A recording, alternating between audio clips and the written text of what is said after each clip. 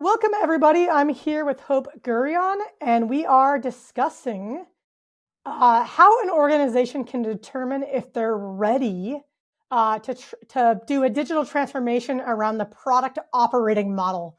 So it's a little bit of jargon. If you're familiar with Marty Cagan's Transformed, he writes about teams moving to more of a product mindset. He calls it a product operating model.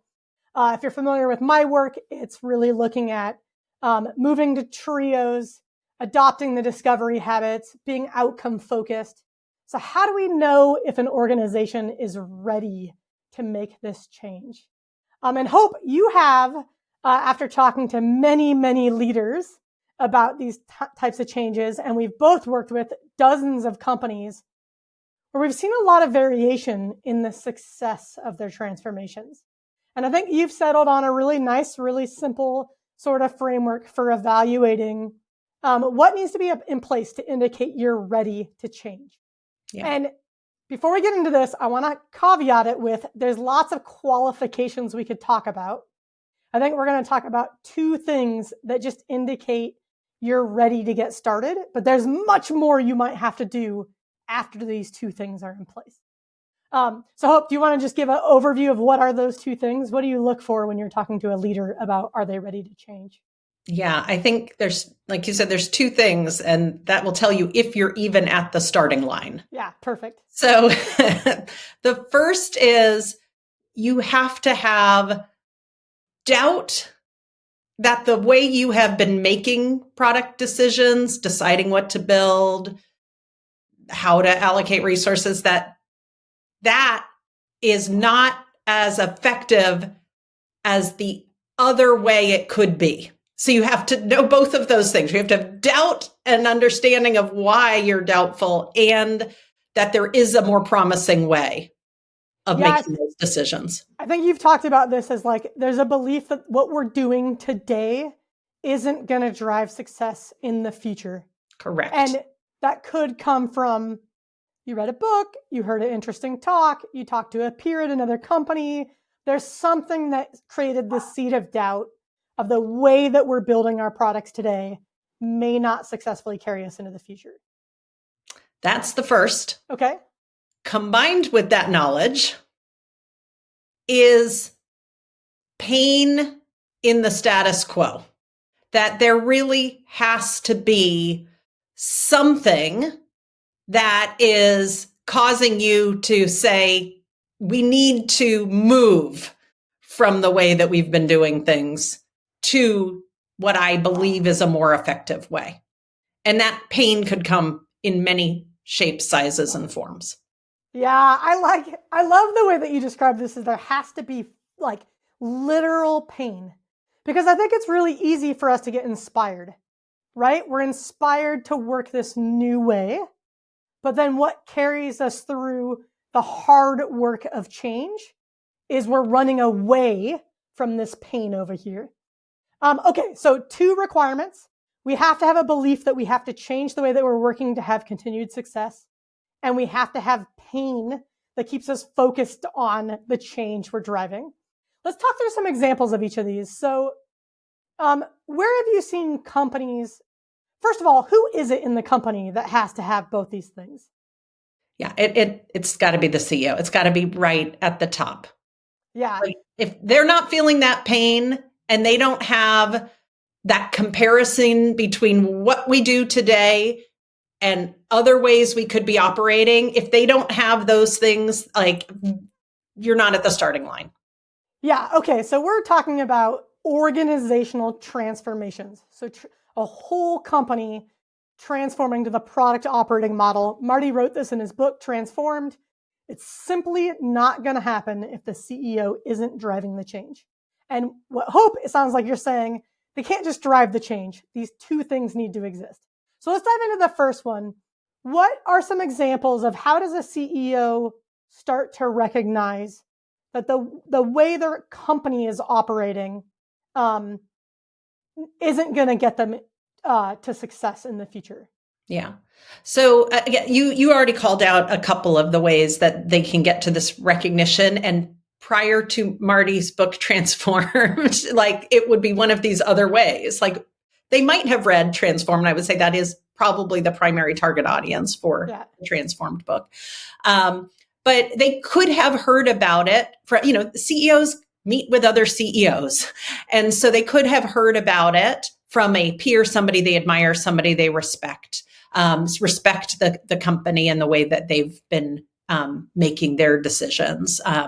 It could be that they heard an inspiring talk or, maybe at a conference, but I think it's more likely that they've heard, or from a board member or an investor or somebody that the CEO considers to be influential. They could have heard it from a member of their executive team, from their leadership team.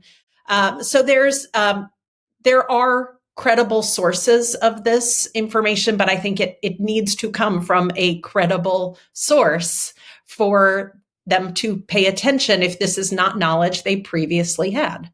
Yeah, we can give a shout out to Collaborative Gain. They could have heard it from their Collaborative Gain Council of their CEO peers. I know another common one is they could have just hired a chief product officer or a VP of product that sort of introduced them to this way of working. And they have a leader on board to help drive the change. Okay. Yes. Do you want to comment on that? Well, I think a CEO who's not aware of the other ways of operating is unlikely to hire a chief product officer who knows the way of working, is my opinion. Yeah. Although I have seen it happen a couple of times. Yeah, it might be. They might learn about it through the interview hiring process. Exactly. Yeah, it's true. Most leaders that have those skills wouldn't work for a CEO who wasn't at least open to it at some point. Very good point.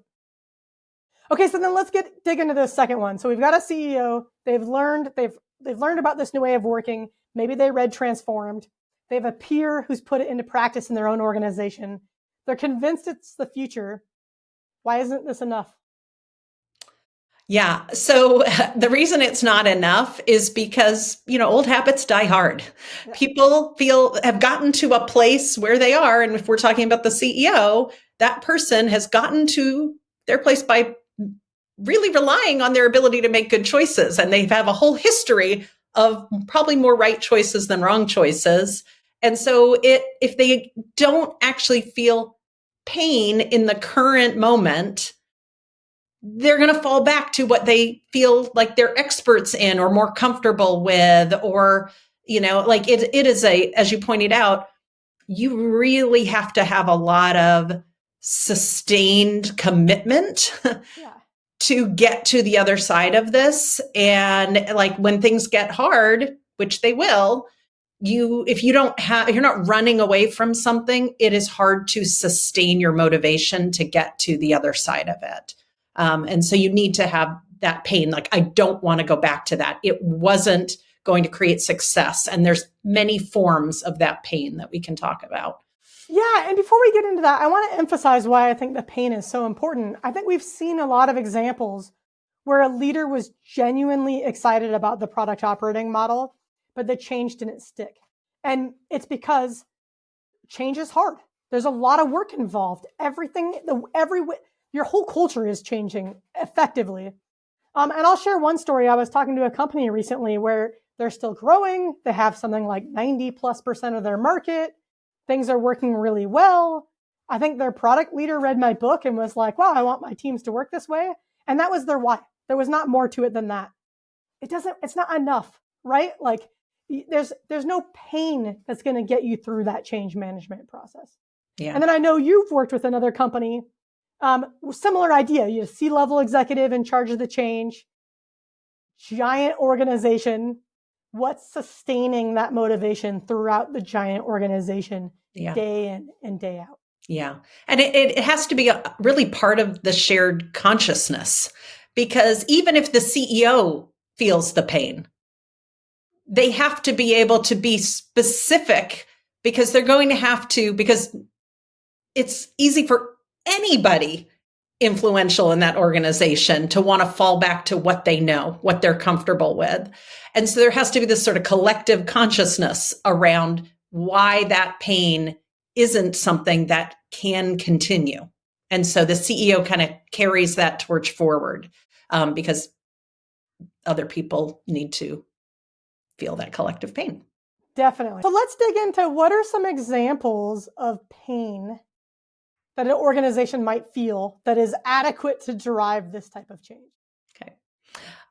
This is not an exhaustive list, but here's a few that seem to have more likelihood of sustaining a change. So if you have one of these, you're more likely to be at the starting line. One is that you are losing market share. Big motivating why. Big pain in the status quo. It could even be perceived loss of market share. It may not be actual lost market share. It could be a competitor, growing at a rapid pace, starting to cause your win rate to go down or starting your churn rate to go up. Another is just lack of achievement of your financial results. Okay. Usually that's also because of losing market share, but not necessarily. You could have just had really ambitious plans that didn't come to fruition. Another motivating pain is employee attrition, like significant employee attrition, especially in the product design or engineering organization, of people who know there is better and want to create better for their customers, for their experiences. So those are some of the big ones. There's also, if you have a critical mass of leaders in your executive team who have worked another way, you could have pain of like, we all know better. Why are we doing it this way? Yeah. And that can create pain for the CEO. Yep. So just to clarify, the pain has to be felt by the CEO. It's not just pain in the organization, because we do see a lot of pain in organizations, whether that's role conflict or less empowered teams. It's not enough. We can't just say our teams are unhappy, we need to change. The CEO has to feel the change themselves. Say more about why that is. Yeah, for the very reason that if the CEO isn't personally feeling that pain, that's not going to sustain the amount of attention, support, investment required to change the hearts and minds of so many people in the organization that are going to want to stick to the status quo. Okay, so I've heard the CEO, starting with the CEO, has to be aware of this new way of working and believe the way that they're working today is not going to lead to success in the future. That's our first criteria. Our second criteria is the CEO has to feel pain that's going to motivate the change over time to get to this new way of working. So what if I'm the CEO of a company and I'm not feeling pain, and do I not need to change? I think it is, if you are in the product org or leading a function in the product tech design org, and your CEO doesn't feel that pain, I think it's going to be a harder effort to transform. I don't think it's impossible. I just think it's much harder. Yeah. You really want the CEO to be able to be the champion, the supporter, the reminder, the reinforcer of why we need to let go of and unlearn the ways that we previously did things, made decisions, in order for new and improved ways of working that actually deliver on the things the CEO cares about: financial results, market share regaining, less customer churn, less employee attrition, the things that that person is being evaluated on as whether or not they are an effective leader of the company. Yeah, you know what I really love about this sort of two-pronged model is if I'm a chief product officer, a VP of product, and my CEO doesn't see these two things, doesn't feel these things, I almost have a roadmap of how I can help get my CEO there. So can I introduce my CEO to this new way of working and create doubt that our current way of working isn't going to get us in the future? And can I start to expose some of the pain that does exist in our organization in a way that hits at the CEO level? So I guess we can conclude not all organizations are ready to change, but it's probably true that most organizations, if not all organizations, have the potential for both of these things to be true. Would you say that's fair? I think that's fair. I think you're right. It may not be showing up yet, maybe in the financial results, but, is there a graveyard of launched products that didn't produce any financial results? Is there a graveyard of a lot of waste that occurred? Are there other leading indicators of future financial less than desired results that can start to expose the approaching pain that the company might be facing, that they could be proactive and address if they were willing to learn about other ways of making decisions that increase value in much less time and effort and more alignment?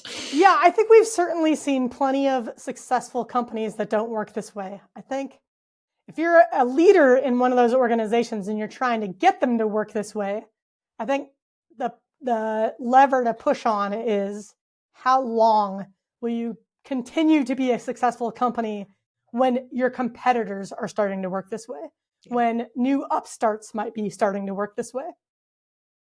I think that's the way to approach it. All right. Well, thank you, Hope. This has been very insightful.